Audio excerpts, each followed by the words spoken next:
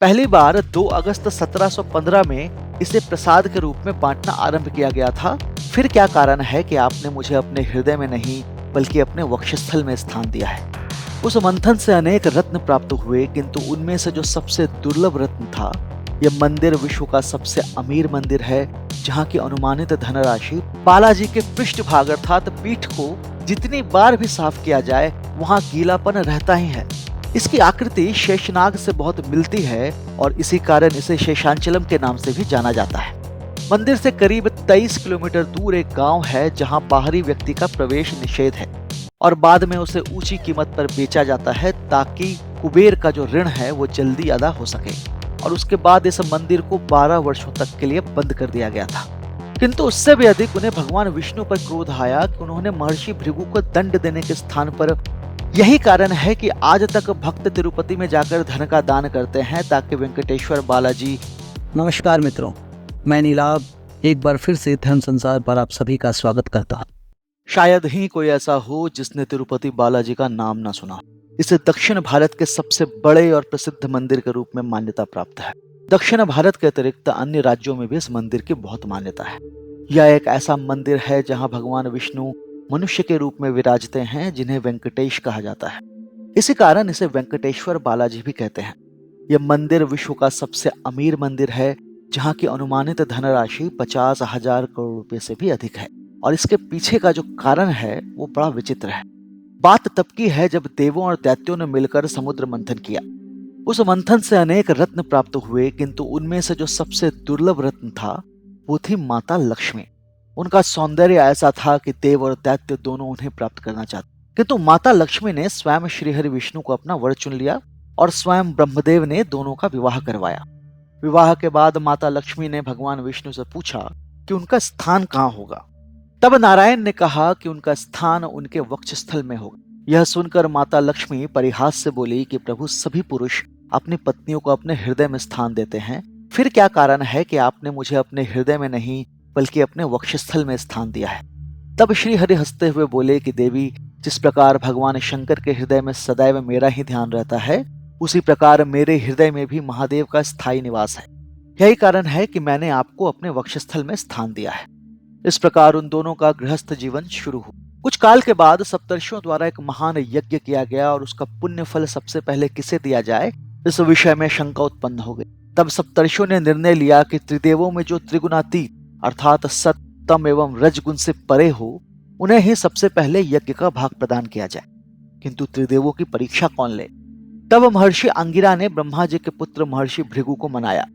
इसके बाद महर्षि भृगु ने त्रिदेवों की परीक्षा ली। उन्होंने सबसे पहले अपने पिता ब्रह्मदेव और फिर महादेव की परीक्षा ली। अंत में भगवान विष्णु की परीक्षा लेने के लिए उन्होंने श्री हरि के वक्ष स्थल पर अपने पैर से प्रहार किया। इस पर भगवान विष्णु ने उनके चरण पकड़ लिए और कहा कि हे महर्षि, वज्र के समान मेरे कठोर वक्ष पर प्रहार करने के कारण आपको चोट तो नहीं आई। तब उनकी इस विनम्रता से प्रसन्न होकर महर्षि भृगु ने उन्हें त्रिगुणातीत माना और उन्हें ही यज्ञ के पुण्य का प्रथम अधिकारी माना। परीक्षा के बाद महर्षि भृगु तो चले गए, किंतु इससे देवी लक्ष्मी बड़ी रुष्ट हुई। प्रभु का वक्षस्थल ही तो माता लक्ष्मी का निवास था, फिर भृगु ऋषि ने उस पर पैर से प्रहार करने का साहस कैसे किया। किंतु उससे भी अधिक उन्हें भगवान विष्णु पर क्रोध आया कि उन्होंने महर्षि भृगु को दंड देने के स्थान पर उनके चरण पकड़ लिए।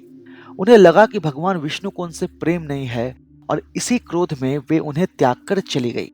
जब माता लक्ष्मी श्री हरि को छोड़कर चली गई तो भगवान विष्णु व्याकुल होकर उन्हें त्रिलोक में ढूंढने लगे। उधर माता लक्ष्मी ने पद्मावती के नाम से पृथ्वीलोक में जन्म लिया। जब श्री हरि को इस बात का पता चला तो उन्होंने भी पृथ्वी पर श्रीनिवास के नाम से जन्म लिया। युवा होने पर एक बार श्रीनिवास घूमते हुए वेंकटचल पर्वत क्षेत्र में बकुला माई के आश्रम में पहुंचे। बकुला माई ने उनकी बड़ी आवभगत की और उन्हें आश्रम में ही रहने को कहा। इसके बाद श्रीनिवास वहीं उनके साथ रहने लगे। एक दिन जंगल में एक मदमस्त हाथी आ गया, जिससे डरकर आश्रमवासी इधर उधर भागने लगे।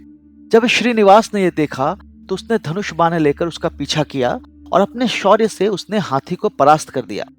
इसके बाद वो हाथी भागकर घने जंगल में अदृश्य हो गया और श्रीनिवास भी उसके पीछे पीछे जंगल में चले गए। बहुत देर तक उन्होंने उस हाथी को ढूंढा और जब वो नहीं मिला तो वो थककर सो गए। अचानक कुछ शोर से उनकी नींद खुली तो उन्होंने देखा कि कई सुंदर स्त्रियां उन्हें घेर कर खड़ी है। श्रीनिवास ने उनसे पूछा कि ये कौन सा स्थान है तब उन्होंने बताया कि ये उपवन उनकी राजकुमारी पद्मावती का है और यहाँ पुरुषों का आना वर्जित है। इस पर श्रीनिवास ने उन्हें सारी घटनाएं बताई और कहा कि वे उनकी राजकुमारी से क्षमा प्रार्थना करना चाहते हैं। तब उन स्त्रियों ने अपनी राजकुमारी पद्मावती को इसकी सूचना दी और वे वहां आई। जब श्रीनिवास ने पद्मावती को देखा तो देखते ही रह गए, किंतु उन्होंने अपने आप को संयत किया और राजकुमारी पद्मावती से क्षमा याचना कर वापस आश्रम में लौट गए। किंतु वहां आने के बाद भी वे पद्मावती को भूल नहीं पाए और उनके विरह में उदास रहने लगे। जब बकुला माई ने उनकी ये दशा देखी तो बड़े प्यार से उनकी उदासी के बारे में पूछा। तब उन्होंने पद्मावती के बारे में सारी बातें बताई। उन्होंने कहा कि लगता है उन्हें पद्मावती से प्रेम हो गया है और उसके बिना वे जीवित नहीं रह सकते। तब बकुला माई ने कहा कि उन्हें ऐसा दुस्साहस नहीं करना चाहिए। वो पद्मावती प्रतापी चोल नरेश आकाशराज की कन्या है और तुम आश्रम में पलने वाले एक कुल गोत्रहीन युवक। तुम दोनों के बीच पृथ्वी और आकाश का अंतर है। तब श्रीनिवास ने कहा कि माँ, यदि तुम मेरी सहायता करो तो हम दोनों का मिलन अवश्य हो सकता है। बकुला माई, जो श्रीनिवास को अपना पुत्र मानती थी, वो उसका दुख देख नहीं सकी और उन्होंने श्रीनिवास को उसकी सहायता का वचन दे दिया। इसके बाद श्रीनिवास एक स्त्री का वेश बनाकर पद्मावती के पिता राजा आकाशराज की राजधानी नारायणपुर पहुंचे। उन्होंने उन्हें बताया कि वे एक पहुंचे हुए ज्योतिषी हैं। उन्होंने राजा के विषय में कुछ ऐसी बातें बताई जिससे वे बड़े आश्चर्यचकित हो गए। तब उन्होंने अपनी पुत्री पद्मावती को बुलाया और स्त्री वेश में श्रीनिवास को उसका भविष्य बताने की प्रार्थना की। श्रीनिवास वही चाहते थे। उन्होंने पद्मावती का हाथ देखकर कहा कि कुछ दिनों पहले जिस युवक को तुमने जंगल में देखा था, उसी से तुम्हारा विवाह होगा। कुछ दिनों बाद उस युवक की माता विवाह का प्रस्ताव लेकर आपके पास आएगी। यह कहकर श्रीनिवास वहां से चले गए। कुछ दिनों के बाद बकुला माई नारायणपुर पहुंची और अपने पुत्र के विवाह का प्रस्ताव महाराज आकाशराज के सामने रखा। तब पद्मावती की माता धारणा देवी ने पूछा कि आपका पुत्र कौन है। इस पर बकुला माई ने कहा कि हे महारानी, मेरे पुत्र का नाम श्रीनिवास है। वो चंद्रवंशी है और मुझे माता के समान मानता है। इसके बाद बकुला माई ने श्रीनिवास की कुंडली राजा को दी। तब महाराज आकाशराज ने उनसे कुछ दिन का समय मांगा और उन्हें विदा किया। उनके जाने के बाद महाराज ने अपने राजपुरोहित को बुलाकर उन्हें श्रीनिवास की कुंडली दिखाई। उसे देखकर राजपुरोहित ने कहा कि हे महाराज, इस युवक के गुण तो स्वयं श्रीहरि विष्णु से मिलते हैं। लक्ष्मी के समान आपकी पुत्री पद्मावती के लिए यह निश्चित ही सुयोग्य वर है। यह सुनकर महाराज बहुत प्रसन्न हुए और उन्होंने बकुला माई को अपनी सहमति भेज दी। जब श्रीनिवास और बकुला माई ने यह सुना तो वे दोनों बड़े प्रसन्न हुए, लेकिन वे बड़े निर्धन थे और अब राजा की बेटी से विवाह तो धूमधाम से ही करना पड़ेगा। उसके लिए धन कहां से आएगा, ये सोचकर दोनों चिंतित हो। तब बकुला माई श्रीनिवास को लेकर वाराह स्वामी के पास पहुंची और उनसे अपनी समस्या बताई। तब वाराह स्वामी ने 8 दिक्पालों का आह्वान किया और श्रीनिवास से कहा कि वे उन्हें अपनी समस्या बताएं। तब श्रीनिवास ने कहा कि वो पद्मावती से विवाह करना चाहते हैं, किंतु उनके पास धन नहीं है। इस पर देवराज इंद्र ने कुबेर से कहा कि वो श्रीनिवास को कुछ धन दे दे। तब कुबेर ने कहा कि मैं धन तो दे दूंगा, किंतु श्रीनिवास उसे कब तक वापस कर पाएंगे।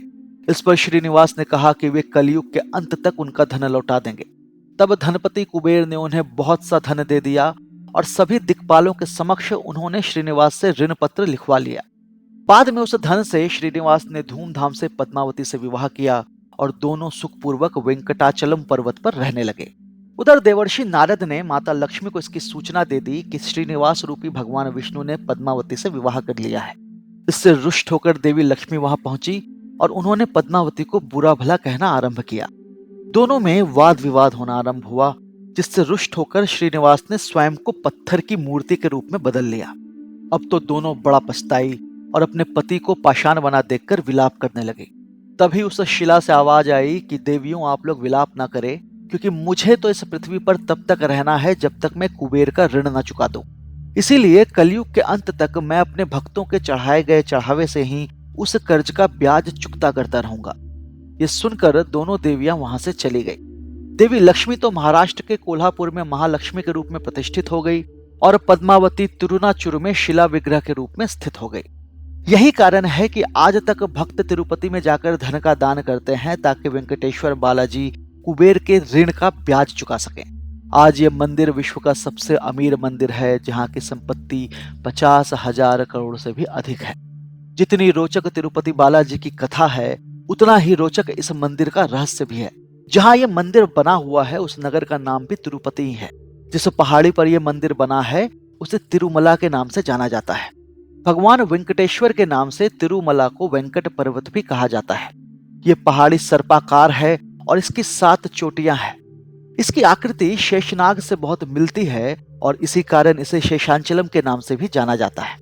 इस पहाड़ी की 7 चोटियों के नाम है शेषाद्रि, नीलाद्रि, गरुड़ाद्रि, अंजनाद्रि, ऋषभाद्रि, नारायणाद्रि और वेंकटाद्रि। मंदिर के मुख्य द्वार के दाईं तरफ बालाजी के सर पर अनंतालवार जी के प्रहार के चिन्ह हैं। ऐसा माना जाता है कि बाल रूप में बालाजी की ठोड़ी से रक्त बह निकला था और तभी से उनकी ठोड़ी पर चंदन लगाने की प्रथा आरंभ हुई। बालाजी की प्रतिमा मंदिर के गर्भगृह के मध्य भाग में स्थित है, किंतु यदि आप मंदिर के बाहर से देखें तो आपको बालाजी दाएं कोने में खड़े दिखेंगे। गर्भगृह में चढ़ाई गई किसी भी वस्तु को बाहर नहीं लाया जाता है, उसे बालाजी के पीछे स्थित एक जलकुंड में विसर्जित कर दिया जाता है। जो कुछ भी हम बालाजी के जलकुंड में विसर्जित करते हैं वो वहां से लगभग 20 किलोमीटर दूर वेरपेड़ू नामक स्थान पर बाहर निकलती है। बालाजी की मूर्ति को प्रतिदिन ऊपर नई साड़ी और नीचे नई धोती से सजाया जाता है। बालाजी के सर पर आज भी रेशमी बाल हैं और वे हमेशा ताजा रहते हैं और उनमें कभी भी उलझन नहीं आती।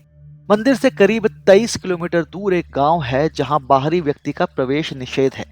वहीं से लाए गए फूल और अन्य वस्तुओं को बालाजी पर चढ़ाया जाता है। इस गांव की महिलाएं साड़ी के नीचे कोई अंग वस्त्र नहीं पहनती हैं। बालाजी के पृष्ठभाग अर्थात पीठ को जितनी बार भी साफ किया जाए वहां गीलापन रहता ही है। यदि आप वहां कान लगाएंगे तो आपको समुद्र का घोष सुनाई देगा।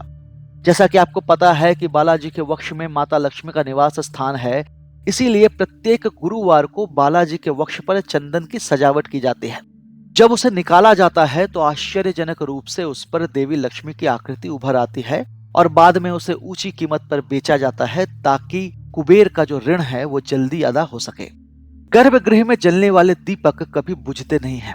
किसी को यह ज्ञात नहीं कि वे कितने सहस्त्र वर्षों से अनवरत चल रहे हैं। ऐसी किंवदंती है कि 1800 ईस्वी में एक राजा ने 12 लोगों को मारकर इस मंदिर से लटका दिया था। उस समय वेंकटेश स्वामी वहां प्रकट हुए और उसके बाद इस मंदिर को 12 वर्षों तक के लिए बंद कर दिया गया था। इस मंदिर में प्रसाद के रूप में मिलने वाले लड्डू विश्व भर में प्रसिद्ध हैं। ऐसा स्वाद आपको विश्व में और कहीं नहीं मिल सकता। इस लड्डू का वितरण यहाँ 300 वर्षों से भी अधिक समय से किया जा रहा है। पहली बार 2 अगस्त 1715 में इसे प्रसाद के रूप में बांटना आरंभ किया गया था और तब से आज तक इसे प्रसाद के रूप में बांटा जा रहा है। इसे बनाने में आटा, चीनी, घी, इलायची और मेवे का इस्तेमाल किया जाता है। इस विशेष प्रसाद को बनाने के लिए एक विशेष स्थान भी नियत है जहां हर कोई नहीं जा सकता। केवल खास रसोइये ही इसे बनाते हैं। भगवान बालाजी को प्रतिदिन ताजे लड्डू का ही भोग लगता है और यहाँ प्रतिदिन 3 लाख से भी अधिक लड्डू तैयार किए जाते हैं। ऐसा अनुमान है कि तिरुपति बालाजी के मंदिर में प्रतिदिन औसतन 1 करोड़ से भी अधिक रुपये का दान दिया जाता है। यदि आपको यह वीडियो अच्छा लगा हो तो इसे लाइक करें, शेयर करें और हमारे चैनल को सब्सक्राइब करें। जय भगवान बालाजी।